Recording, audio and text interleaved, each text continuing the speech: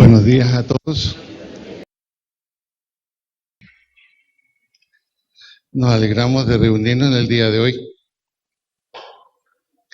y estoy seguro que también se han alegrado de ver de que la decisión de los cambios que hicimos, en los cuales todos participamos poniendo una pequeña cuota de sacrificio, ha dado resultados, gracias a Dios.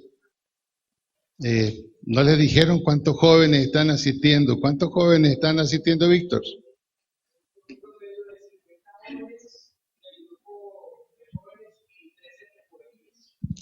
Están asistiendo promedio de 50 jóvenes. Y preadolescentes o prejuveniles también vienen el día sábado. Entonces damos gracias a Dios por lo que eso significa. De alguna manera esa es la iglesia del futuro, la que está el día sábado. Esos preadolescentes y esos jóvenes. Y nosotros los más viejitos estaremos para mirar y cuidar, pero ya ellos estarán haciendo la tarea que corresponde. Nuestro tema, si le ponemos un título, es el carácter de Dios. El carácter de Dios. Y vamos a ver hoy una primera parte. Vamos a ir al Salmo 19, versículos 7 al 11.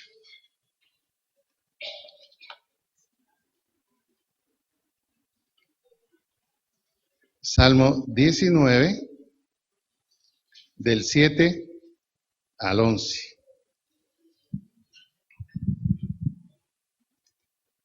Si ya lo encontraron, vamos a unirnos en la lectura de este pasaje.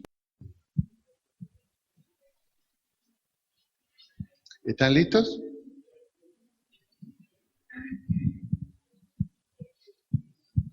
La ley de Jehová es perfecta, que convierte el alma. El testimonio de Jehová es fiel, que hace sabio al sencillo. Los mandamientos de Jehová son rectos, que alegran el corazón. El precepto de Jehová es puro, que alumbra los ojos. El temor de Jehová es limpio, que permanece para siempre. Los juicios de Jehová son verdad, todos justos. Y ahora saltamos al 11. Tu siervo es además amonestado con ellos. En guardarlos hay grande galardón.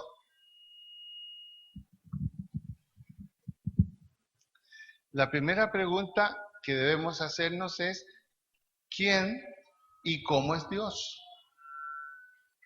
¿Quién y cómo es Dios? ¿Cuál es su propósito para el hombre? ¿Cómo ha dado a conocer su carácter? Esas son las preguntas que este salmo trata de resolver. Y lo primero que nos dice en cuanto al carácter de Dios, lo encontramos en el versículo 1 del mismo salmo.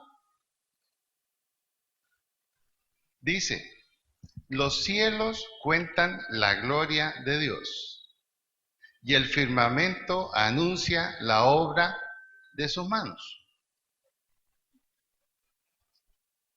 Las obras de Dios nos muestran en parte quién es Él.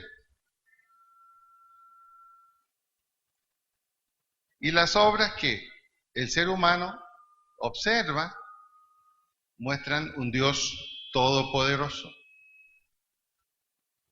creador de los cielos y la tierra.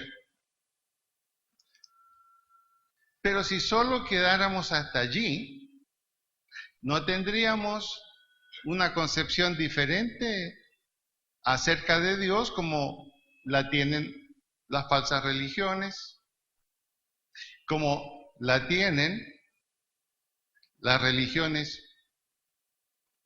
con ídolos, porque sería alguien para observar, para reconocer, pero nadie con quien comunicarse. Y esa es la gran diferencia entre el Dios de la Biblia y cualquier otro Dios con minúsculas si llegara a existir. Todas las religiones idolátricas tienen un Dios, lo veneran, asumen que tiene una serie de capacidades y características, pero no hay comunicación. Por ejemplo, una de las escenas más interesantes de la película Los 10 Mandamientos es cuando Ramsés tiene que enfrentarse a una realidad. Murió su primogénito, tal cual Moisés había anunciado. ¿Y qué hace Ramsés? Toma a su hijo y lo pone en brazos del ídolo que él tiene en su propio palacio, que tiene la cabeza de un animal, y él le tiene puesto un nombre, es el Señor de los muertos, y clama a él. ¿Qué estará pasando?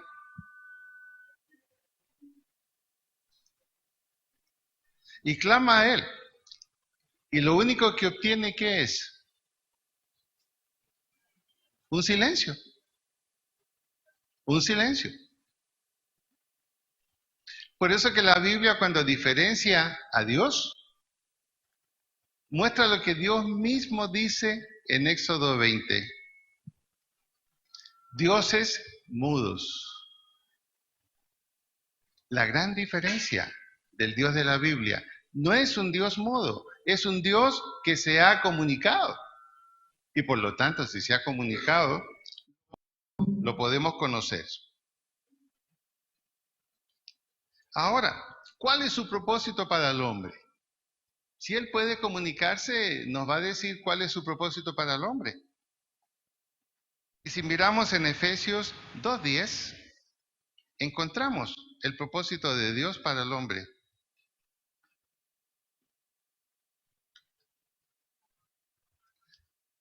Nos dice allí el autor, porque por gracia sois salvos, por medio de la fe. Y esto no de vosotros, para que nadie se sienta orgulloso, puesto que es un don de Dios, no por obras, para que nadie se gloríe. Y en el versículo 10, Dios nos comunica cuál es su propósito. Porque somos hechura suya, creados en Cristo Jesús para buenas obras. Dos momentos creativos. Primero, una creación general. Todos somos creación de Dios. Pero ahora está diciendo hechura suya, creación especial. ¿En quién? En Cristo Jesús. Para buenas obras, las cuales Dios preparó de antemano para que anduviésemos en ellas. Dios no solamente es creador del cielo y de la tierra. Dios es creador de la humanidad.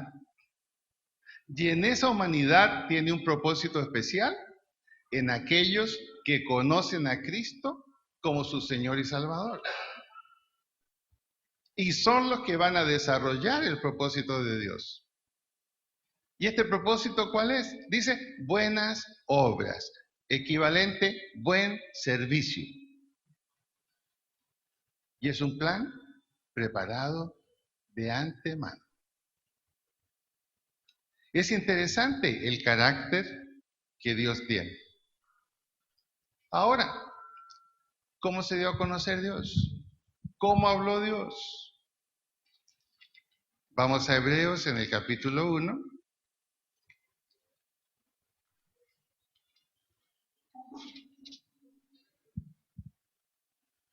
Y aquí se nos reafirma la gran diferencia entre los dioses falsos que han habido en la historia y el Dios verdadero de la Biblia. Versículo 1. Dios, habiendo hablado muchas veces y de muchas maneras, en otro tiempo a los padres por los profetas, en estos postreros días nos ha hablado por el Hijo, a quien constituyó heredero de todo y por quien asimismo hizo el universo. Y ahí está nuestro grave problema. ¿Cuál es nuestro grave problema? Que Dios habló. Hubiera sido más cómodo que nunca hablara. Entonces le adoraríamos como nosotros queremos, como nosotros lo imaginamos, y le daríamos el servicio que nosotros pensamos que es el correcto, o simplemente no darle ninguno. Pero el problema es que Dios habló. Y el hecho que Dios habla y el hombre escucha, entonces conocemos que hay un propósito ineludible para el ser humano. Y el realizar ese propósito va a determinar su destino final. O con él o sin él.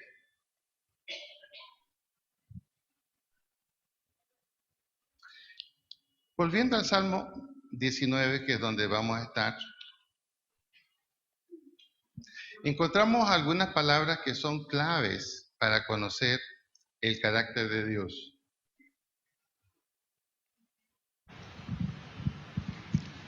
En los versículos 7 y 8 del Salmo 19. La ley de Jehová es perfecta, que convierte el alma. El testimonio de Jehová es fiel, que hace sabio al sencillo. Los mandamientos de Jehová son rectos, que alegran el corazón. El precepto de Jehová es puro, que alumbra los ojos. 4 palabras clave hay aquí. ¿Cuáles son? Ley, testimonio, mandamiento y precepto. 4 palabras. A primera vista podríamos decir son sinónimos. Se refieren a lo mismo.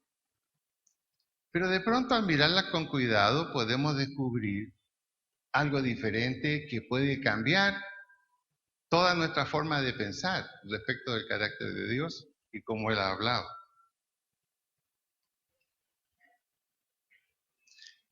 A partir de estos versículos hay un cambio aquí en el salmista. El Salmo primero habló el mundo que Dios ha hecho, las características de lo que Dios ha hecho. Pero a partir de aquí, ahora nos va a llevar al mundo de Dios y su palabra, su comunicación, su propósito. La primera palabra es la palabra ley. Esta palabra ley, en el original es la palabra Torah. Ahora, cuando nosotros escuchamos la palabra Torah, que generalmente la hemos escuchado, se nos dice, ¿qué es la Torah? Los libros de la ley. Los 5 primeros libros es la Torah. Es cierto. Pero ocurre que la palabra Torah tiene otra referencia más importante todavía. La palabra Torah significa dirección, instrucción, enseñanza. Es mucho más que saber que son 5 libros y que a veces erróneamente decimos pertenecen solo a la cultura judía. Son parte del Antiguo Testamento. Y eso a veces nos ha llevado a dividir la comunicación de Dios. Fue de una manera en el Antiguo Testamento, fue de otra en el Nuevo Testamento, y de pronto descubrimos que no es así.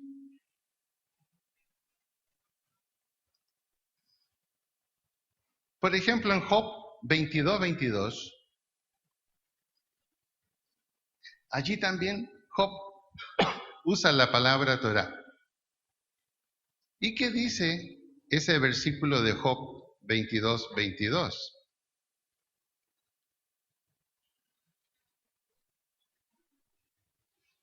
Toma ahora la ley de su boca y pon sus palabras en tu corazón. Es decir, la Torá son las palabras de Dios que no deben ir solo a la mente o al conocimiento, deben ser puestas en el corazón. Y si son puestas en el corazón, entonces debe producir un cambio en el estilo de vida.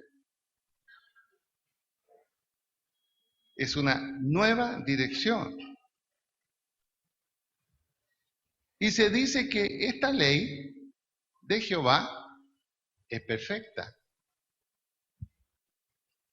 En el hebreo es la palabra tamim, que significa completa, intacta. No es un conjunto de recortes que alguien armó. Es un discurso directamente de la boca de Dios para que esas palabras, en forma completa, íntegra, vayan al corazón del hombre y produzcan un nuevo estilo de vida. Son transculturales. No fueron solamente para los judíos del Antiguo Testamento, también lo son para nosotros. ¿Quién podría decir hoy que los 10 mandamientos pertenecen al antiguo pacto y que ahora estamos en un nuevo pacto? Dios ha hablado para el tiempo de ayer, para el tiempo de hoy y para el tiempo que vendrá.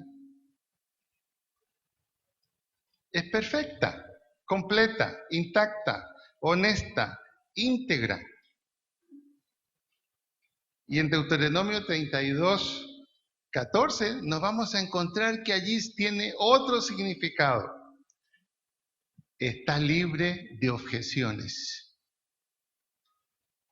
Por lo tanto, si la Torá está libre de objeciones, si la ley de Jehová, si los dichos de Dios son perfectos y completos y vienen de la boca de Dios, están libres de objeciones. No podemos objetarlos. Cuando algo está libre de objeciones, ¿qué es lo único que nos queda? Aceptarlo. Negarlo sería cambiar totalmente una realidad y hacer nuestros propios principios y nuestra propia dirección. La ley de Jehová es perfecta, que convierte el alma. Que convierte el alma. Es interesante lo que significa la palabra conversión en el hebreo.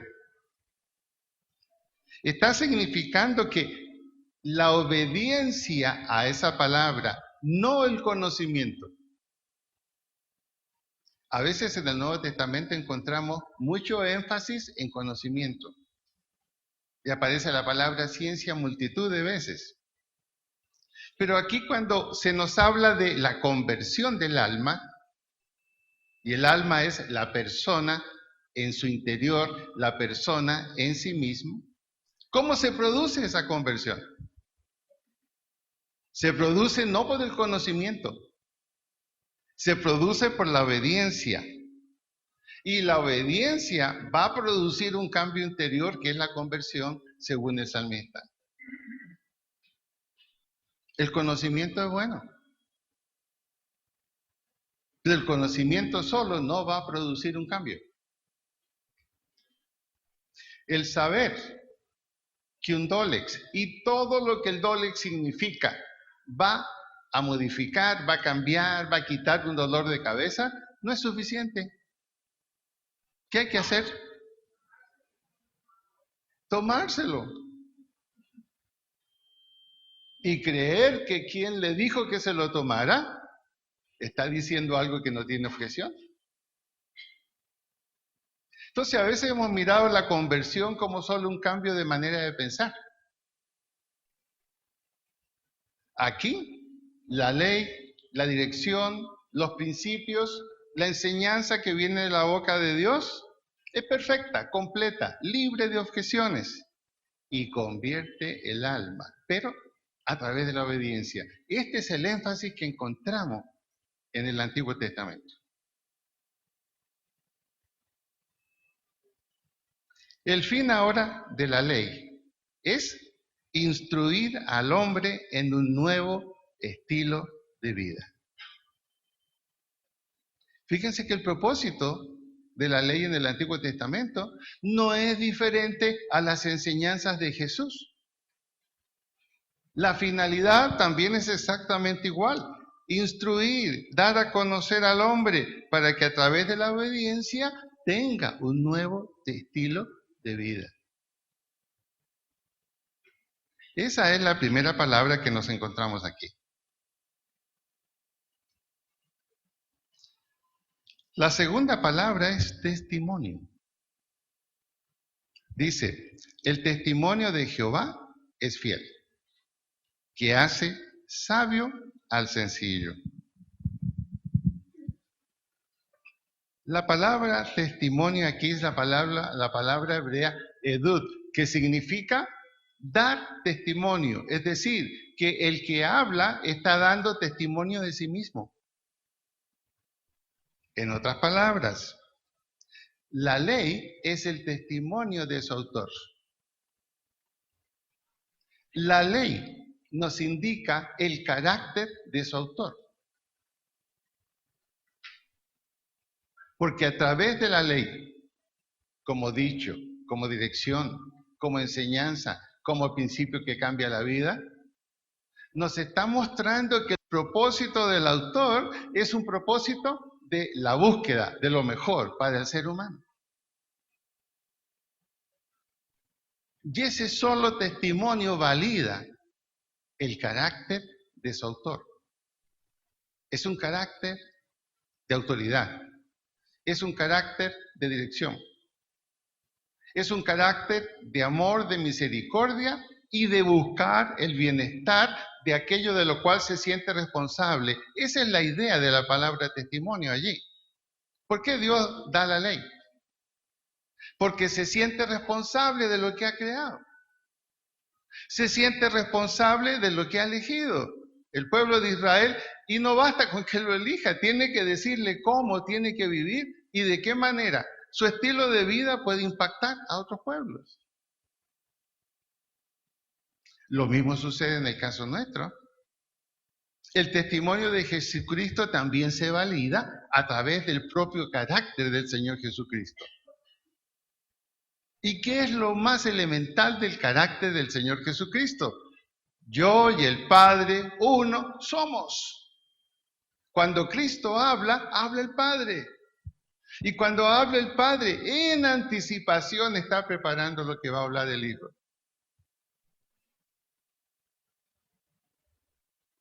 Podríamos leer entonces el carácter de Dios a través de sus palabras y mandamientos, manifiesta su fidelidad, su amor eterno y misericordia con aquello que ha creado. Es como el padre. Ese padre que tiene un hijo, pero ¿dónde estaría el amor, la misericordia, el buen carácter de ese padre si lo deja sin instrucción?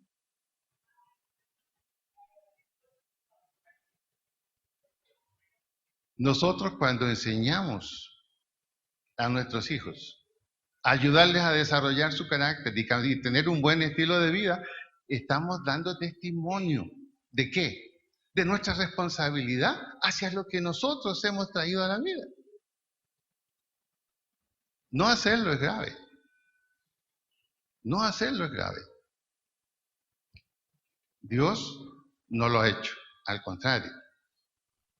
Ahora, ¿por qué Dios quiso dar ese testimonio de sí mismo a través de la ley que entrega? Porque el ser humano necesita ser enseñado. No podemos eludir eso. El ser humano necesita ser enseñado. Por sí mismo no descubrirá la manera de enfrentar la vida en forma positiva y armoniosa. Ejemplos tenemos a montones. No, déjelo solo, ya aprenderá, ya crecerá. ¿Qué pasa? Claro que crece, pero desarrolla autoenseñanza. Y cuando uno desarrolla autoenseñanza, uno no sigue los mejores ejemplos porque son difíciles, pesados y gravosos. ¿Cuáles ejemplos sigue? Los más fáciles.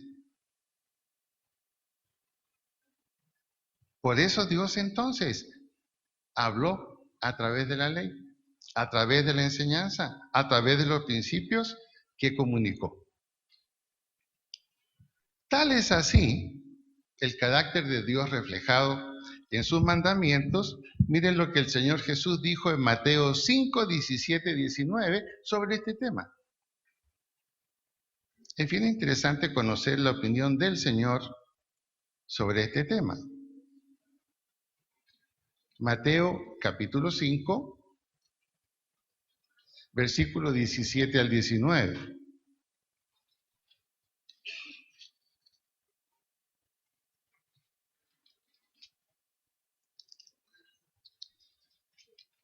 ¿Ya lo encontraron? Muy bien. Lo leemos entonces. Dice la palabra de Dios: no penséis que he venido para abrogar la ley. ¿Qué significa abrogar? Anularla. No he venido a anular la ley ni a establecer otra ley diferente. No, no he venido a eso. Tampoco he venido para abrogar lo que enseñaron los profetas. No he venido para anular, cambiar, modificar, sino para cumplir. El carácter del Padre es el carácter del Hijo, y el carácter del Hijo es el carácter del Padre. Porque de cierto os digo, y por favor, si tiene la Biblia suya, subráyela. Porque de cierto os digo que hasta que pasen el cielo y la tierra, ahí Jesús está diciendo, incluso de aquí en adelante cuando yo no esté, ni una jota, ni una tilde pasará de la ley hasta que todo se haya cumplido. De manera que cualquiera que quebrante uno de estos mandamientos muy pequeños y así enseña a los hombres, muy pequeño será llamado en el reino de los cielos. Mas cualquiera que lo haga y los enseñe, este será llamado grande en el reino de los cielos. ¿Qué concepto tiene Jesús? Él dice, me adhiero, respaldo, firmo y cumplo. Si él hubiera modificado la ley, no hubiera ido a la cruz. Hubiéramos sido salvos de otra manera.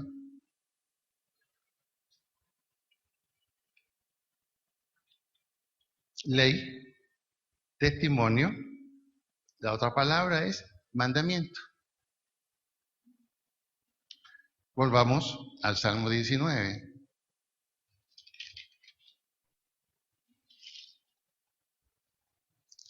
Versículo 8 dice, los mandamientos de Jehová son rectos, que alegran el corazón.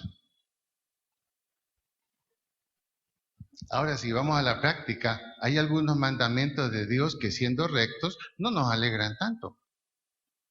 ¿Por qué no nos alegran muchas veces? Porque cumplirlos demanda un deber. Cumplirlos no es una opción. Cumplirlos demanda un deber. Y una de las cosas que más nos gusta es adecuar lo que Dios exige a lo que nosotros queremos. Y eso es equivalente a estar en nada. Acabamos de leer, ¿qué dijo Jesús? El que cambie esto lo llamaré muy pequeño. En otras palabras, no cuente conmigo. La palabra mandamiento es una palabra bien interesante en el Antiguo Testamento. Es la palabra mitzvah. Mitzwa.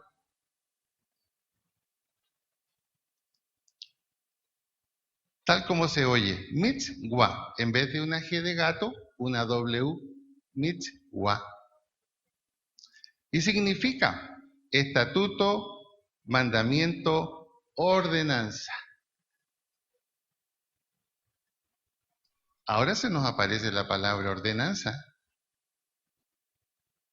Uno de los significados de mandamiento. Estatuto. El plural de esta palabra denota una recopilación de leyes impartidas por revelación divina. Este es el significado.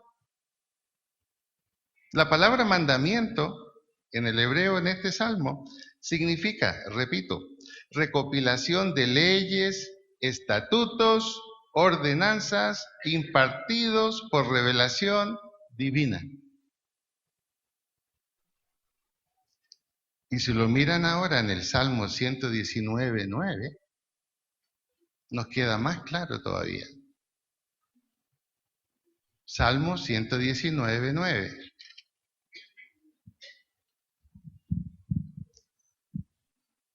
¿Qué dice ahí? Dice, ¿con qué limpiará el joven su camino? ¿Con guardar qué cosa? Tu palabra. ¿Cómo lo podríamos traducir entonces? ¿Con qué limpiará el joven su camino? Con guardar tus ordenanzas, con guardar tus estatutos. Y ocurre que las ordenanzas y los estatutos están tanto en el Antiguo Testamento como en el Nuevo Testamento y no se contradicen el uno al otro. De ahí entonces que a veces nosotros hemos hecho una separación tan radical. No, lo que es del antiguo es del antiguo y lo que es del nuevo es del nuevo. Eso no está en la mente de Dios.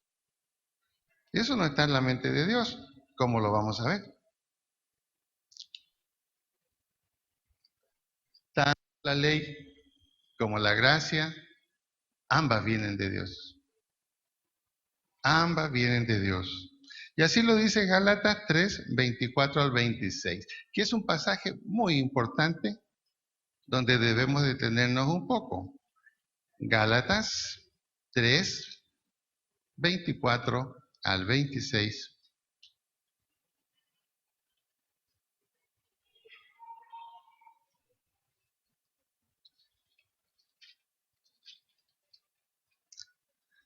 ¿Ya lo encontró? Gálatas 3:24-26.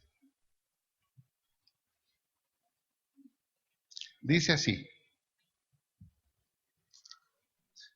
¿Quiere acompañarme en voz alta? Amén. Comenzamos. De manera que la ley ha sido nuestro ayo para llevarnos a Cristo, a fin de que fuésemos justificados por la fe. Pero venida la fe, ya no estamos bajo ayo, pues todos sois hijos de Dios por la fe en Cristo Jesús.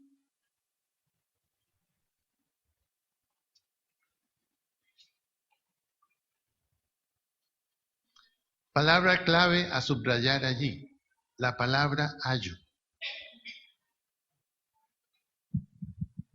¿Qué significa la palabra ayo? Ayo era un esclavo, generalmente de origen griego, que era contratado por una familia para que fuera el tutor de los hijos hasta los 12 años de vida. Un tutor para niños judíos. ¿Y cuál era la tarea del ayo, de este esclavo? Enseñarle buenas costumbres de vida. Ahora, ubiquémonos en esa edad.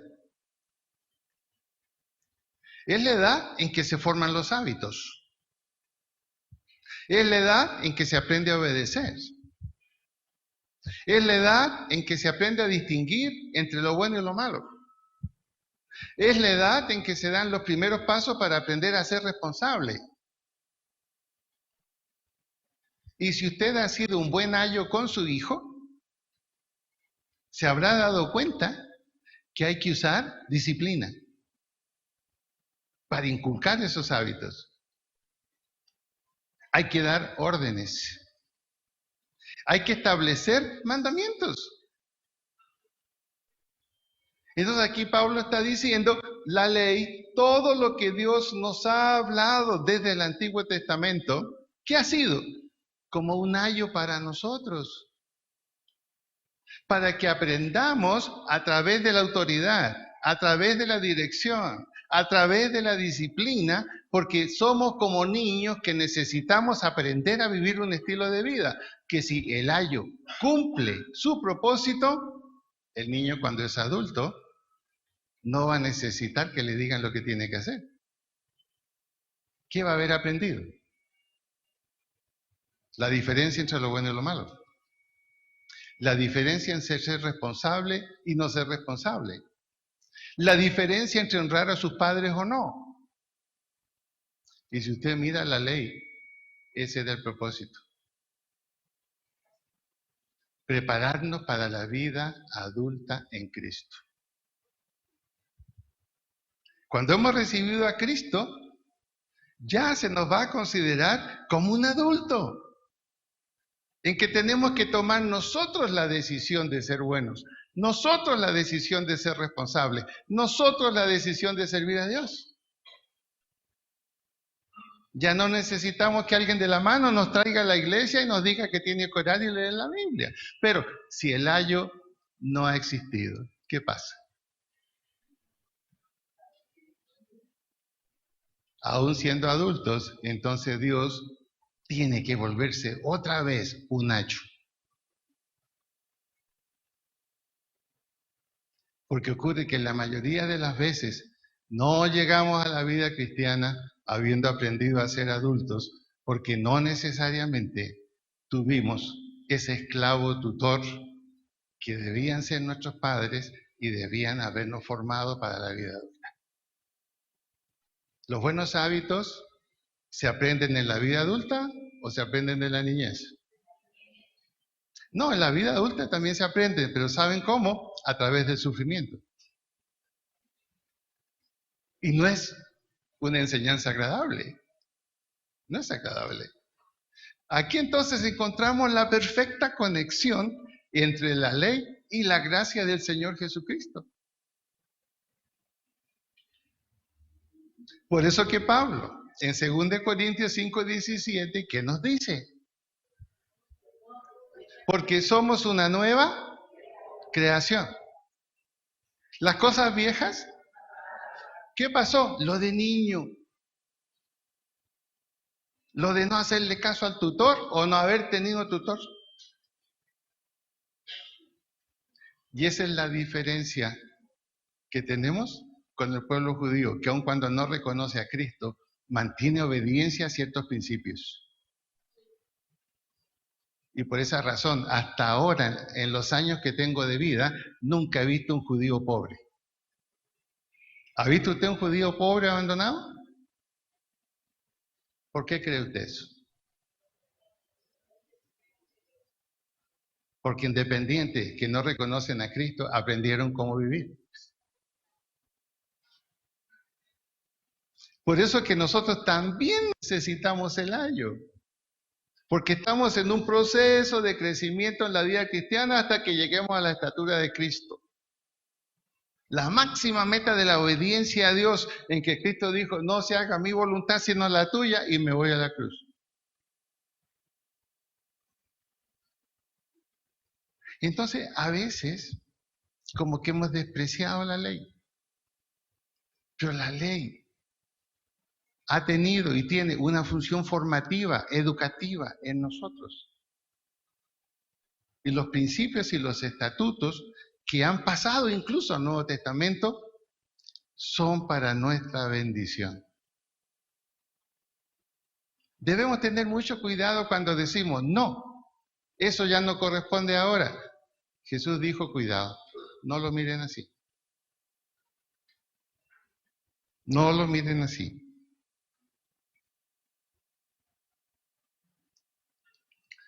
Ahora, ¿cuál es nuestro error humano? Confundimos madurez, confundimos vida adulta con autonomía. A lo largo de la Biblia, la madurez, la vida adulta, es la dependencia. Un concepto totalmente contrario al concepto humano. Mientras más maduro, más libre soy. Concepto humano, hago lo que quiero. Mientras más maduro, nadie me manda, hago lo que me parece. Mientras más adulto, más independiente. Error. La Biblia nos dice, mientras más maduro, más dependiente. Mientras más adulto, más dependiente. Mientras más viejo, más obediente. Por eso que a veces el Señor, ¿qué tiene que hacer? Aplicarnos la ley. A veces Dios permite que suframos el ojo por ojo y diente por diente. Lo que hacemos, así son las consecuencias que recibimos. Dios podría impedirlo, pero a veces Dios tiene que decir, hijo, todavía necesitas un ayo. Todavía necesitas un tutor. Qué pena cuando veo que mete las patas. Pero tengo que actuar como un ayo contigo. La vida cristiana entonces, ¿qué implica? Implica poder llegar a un cristianismo, pero sin el ayo. Y ese estilo de vida es un estilo de vida que nace del corazón nuevo, donde la obediencia que antes era impuesta por la ley, ahora esa misma obediencia de la ley es hecha con alegría. Porque hemos descubierto que es el mejor estilo de vida que Dios quiere para nosotros. El niño sufre porque tiene que obedecer, ¿o no? ¿Mm? Cómase eso. No, no me gusta, es bueno para usted. Espinaca, por ejemplo.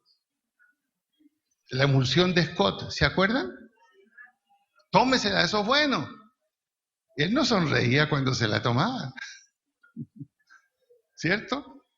Y después que se la tomaba, había que observarlo y sujetarlo para que no se fuera al baño a botarla. Pero ahora cuando estaba al médico y le dice, ¿sabe? Tiene que tomar calcio. No coma tanta carne porque el ácido úrico lo va a liquidar. ¿Usted qué hace? Le entra miedo también. A veces Dios tiene que actuar así con nosotros. Por eso, la vida cristiana, el ideal de la vida cristiana es la ausencia de un ayo. Pero debido a que la naturaleza pecaminosa está aún en nosotros, vivita y coleando, como Pablo lo dice, quiero hacer lo bueno, pero no puedo, y me doy cuenta que el problema está en mí. Pero debemos caminar hacia la alegría de la obediencia. Pregunta entonces, ¿aún necesitamos vara? Pregunto, respóndase usted mismo. ¿Aún necesitamos vara? ¿Aún nos gusta rebelarnos? Aunque el estatuto en Romanos 13 nos dice, toda autoridad es puesta por Dios y las que hay por Él han sido establecidas, pero aún insistimos en rebelarnos.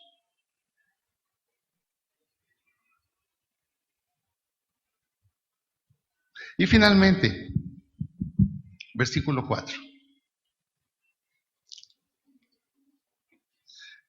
Nos encontramos con la palabra precepto en el Salmo 19, versículo 8.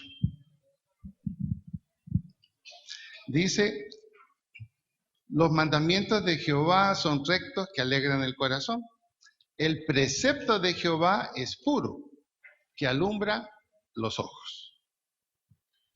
¿Qué significa la palabra precepto? Con dos Q, es la palabra pikut, dos Q, U, D, pikut. ¿Y qué significa esa palabrita? Es casi la conclusión de las otras. Enfatiza la autoridad y la gracia de Dios en establecer un pacto y hacerlo cumplir. Enfatiza la autoridad y la gracia de Dios en establecer un pacto y hacerlo cumplir. Por eso entonces, la palabra precepto implica la responsabilidad humana de conocer el precepto, de conocer el acuerdo, de conocer el pacto, de conocer lo establecido, derechos, obligaciones. Y esta palabrita precepto está indicando prescripción o no prescripción. Es decir, bueno, ¿haréis o no haréis?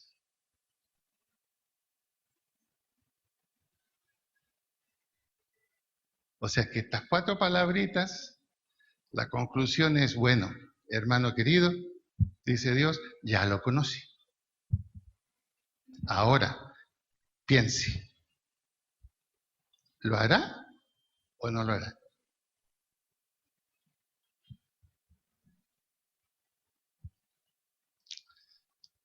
La palabra precepto también implica que el no cumplimiento anula el pacto, anula la promesa de Dios, anula la bendición de Dios.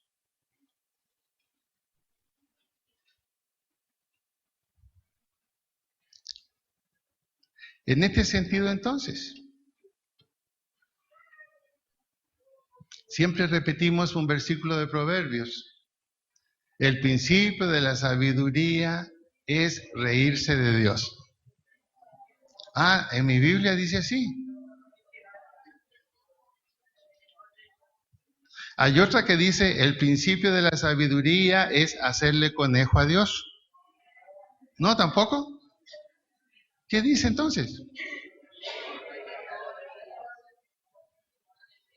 ¿Y qué es ese temor? Obediencia. Dios no gana con que nosotros le tengamos nada, si le decimos tenemos miedo, temblé ante Dios, el diablo también tiembla. Claro. Ley, testimonio, mandamiento, precepto. Por eso el autor del Salmo termina en el versículo 11 con lo que dice, en el Salmo 19. Dice, tu siervo, y el que está hablando es el rey David, tu siervo ya se pone en el plano que le corresponde. Tu siervo es además amonestado con ellos. ¿Qué está diciendo David? Hay cosas que tengo bien y otras cosas que no están bien. En guardarlos, en cumplirlos, en obedecerlos. ¿Qué hay? Hay grande galardón. Hay grande galardón. Ahora, no podemos negar, hay ciertos principios que son difíciles cumplirlos. Dios no nos pregunta cómo nos sentimos con cumplir lo que Él pide. Simplemente nos dice, cúmplalos. Yo sé por qué se lo pide. Hay cosas que son fáciles de cumplir. Orando sin cesar. Bueno, nos animamos, oramos. No dejando de reunirnos. Bueno, a veces sí, otras veces no, pero ahí estamos. Cría bien tus hijos, preocúpate de tus hijos, hacemos el esfuerzo. Hay muchas cosas que Dios nos pide que no son infelices el cumplirlas, pero hay otras que sí. Si tu enemigo tiene sed, dale cianuro. No, dice, dale de beber. Si tiene hambre, no tomes venganza tú mismo, aunque tienes derecho. Porque el principio del ojo por ojo y diente por diente no está abrogado ni está anulado. Entonces Dios dice, bueno, no tomes venganza tú. Ni es la venganza, dice el Señor. Pero cuando el otro tiene un accidente y queda mal, da un fresquito, un gusto, yo no sé, una cosa así, ¿cierto? Ay, eso somos nosotros. Y cuando nos tocan el bolsillo, peor. Ahí sí decimos, yo soy nuevo testamentario, no soy del Antiguo Testamento. Pero resulta que la salvación se fraguó en el Antiguo Testamento, cuidado, no diga eso. De manera que implica aprender a responder a Dios con todo. Y el diezmo es parte de la vida cristiana. En el Antiguo Testamento se daba porque el ayo, el tutor decía, hay que darlo. Imposición.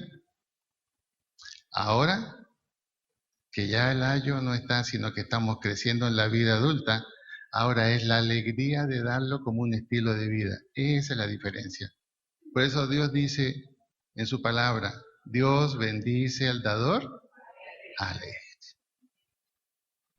Dígale al que está al lado, bueno, ¿qué vamos a hacer ahora?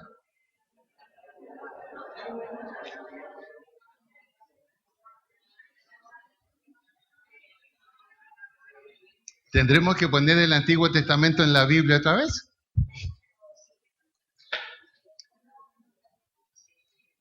Vamos a ponernos de pie, vamos a orar.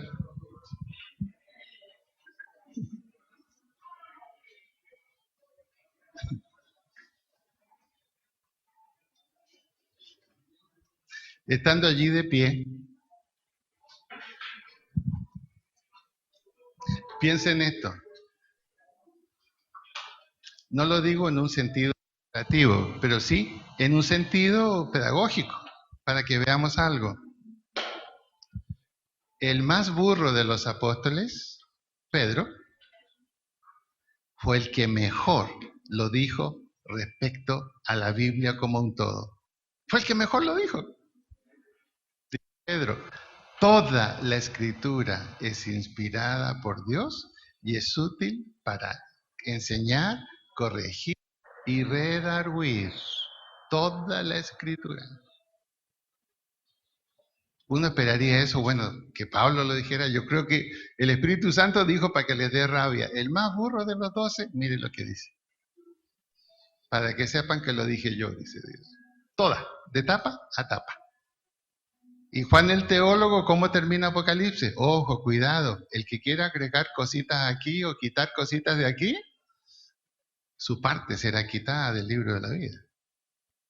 Entonces, gracias a Dios por su palabra. Es suficiente guía para nuestra vida. Señor, te damos gracias en esta mañana, porque toda tu palabra, Señor, es verdad, porque en ella es que hemos conocido tu carácter. Gracias porque te comunicaste con nosotros en palabras, pero también en palabras que pudieron ser escuchadas por quienes, al estar 3 años con tu hijo, pudieron entender que te humanaste para que pudiéramos conocerte y entenderte mejor. Gracias, Señor, porque nos dejas sin excusa. Perdónanos, Señor, porque a veces todavía te necesitamos como ayo. Te necesitamos como ese papá que tiene que hacer algo en nuestra vida para que enderecemos las cosas. Pero qué bueno que te tenemos también así. Gracias por tu amor, gracias por tu misericordia. Enséñanos, Señor, a experimentar la alegría de tomar los principios tuyos y aplicarlos a nuestra vida, porque en ellos hay bendición y vida eterna. Gracias, Señor, también ahora por la oportunidad que tú nos das de darte a ti de lo que tú nos das. Señor, sé bendiciendo cada ofrenda, cada diezmo que sea depositado. Y gracias, Señor, porque tú dices el dador alegre. Bendice especialmente al que no lo puede hacer. Y sea abriendo las ventanas de los cielos, dándole, Señor, para suplir sus necesidades y para que Él también te pueda reconocer de esta manera. En el nombre de Jesús hemos orado. Amén y amén. Podemos sentarnos.